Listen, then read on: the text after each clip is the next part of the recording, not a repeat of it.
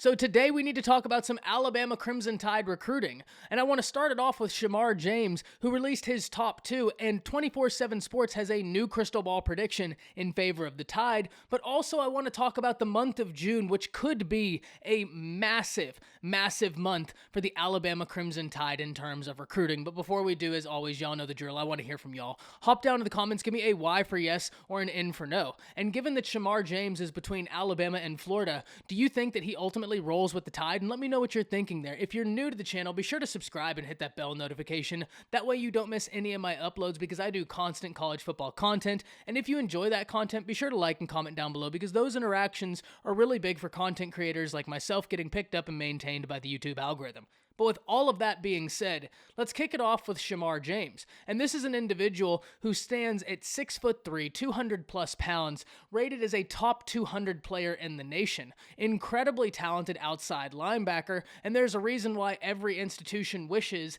that they were in Alabama and Florida's place. Now, Shemar James has talked about what he is looking for at the next level, the separating factors. And to no surprise, when you're talking about a kid that is this talented, development is usually on the forefront. How is this institution able to develop me as a football player, able to accelerate my knowledge of the game, and how can that translate to the next level?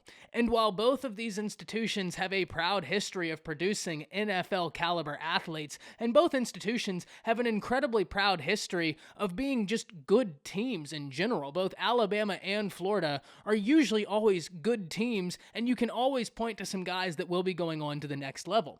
With that being said, Alabama put on a clinic in the NFL draft, and it hasn't just been relegated to this year. That type of production, while always impressive to put that many in the draft, has been something that Nick Saban and Alabama have been going through year in and year out during his tenure, and that's what's made it so unbelievably incredible, the sustained success he's had, despite the players that he's lost to the draft, despite the coaches that have left for other opportunities. It is unbelievable.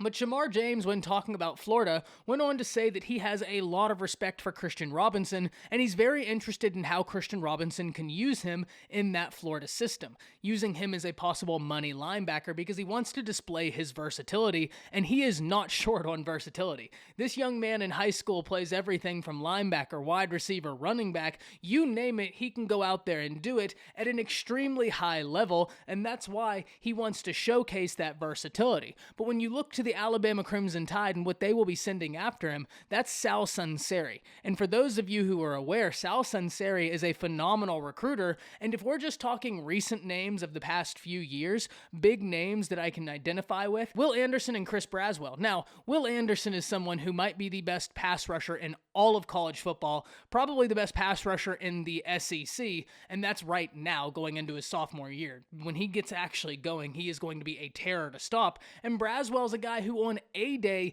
looked incredible, looked fast, looked strong, and I think he's going to be getting some serious minutes this year, and he's going to log some stats. He's a name to watch, but being able to go to a kid and say, yeah, I got these two guys right here. Will Anderson won Sean Alexander Freshman of the Year and is slated to be an All-American as a pass rusher, and many already have him booked as a first rounder if he keeps up this production, and the other guy, Braswell, the only reason he didn't play is because Will Anderson went off on a historic run, and when you saw him in A-Day, look what he does. That's who I recruit, that's who I identify, and now I've identified you. That is a great pitch. This is going to be an awesome battle. His versatility is going to be big for whichever institution is ultimately able to get him, and wherever he goes, they are going to be incredibly lucky to get someone that can do as much as he does. But now if we focus on the larger picture for Alabama, Shemar James is also going to be there in June. This month is absolutely slammed with talented prospects heading to Tuscaloosa. And if we started off, we have Ruben Owens, the Texas commit, the 2023 running back, who is really, really talented. Y'all, if you haven't seen his highlights, just go when you have a minute, check on YouTube, watch this kid play. and you'll see why he's a 5-star. You'll see why Bama is working very, very hard, and they will continue to do so to flip him because he is that talented. He is that guy. Reuben Owens is making his way to campus to kick off the month of June, and what a way to start. From there, you continue it with Jaden Wayne, the 5-star from 2023, coming June 2nd, and he's not going to be alone. Carswell, the offensive tackle from Georgia, will also be on campus there.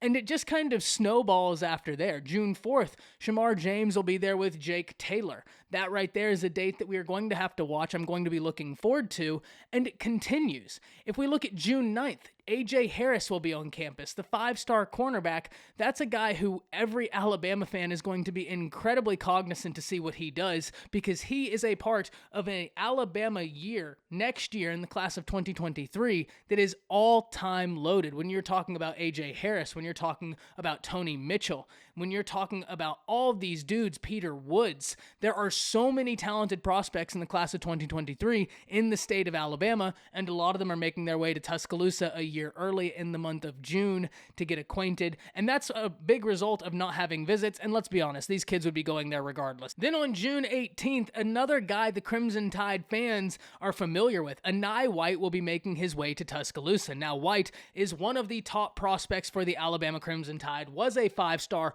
now a 4-star, but I have a feeling that he will be back in that 5-star range. He has all the ability of a 5-star, all the tools you could want, and he's somebody that Alabama will be pushing very hard for. And that month of June is still just getting started, because June 25th is the date to circle.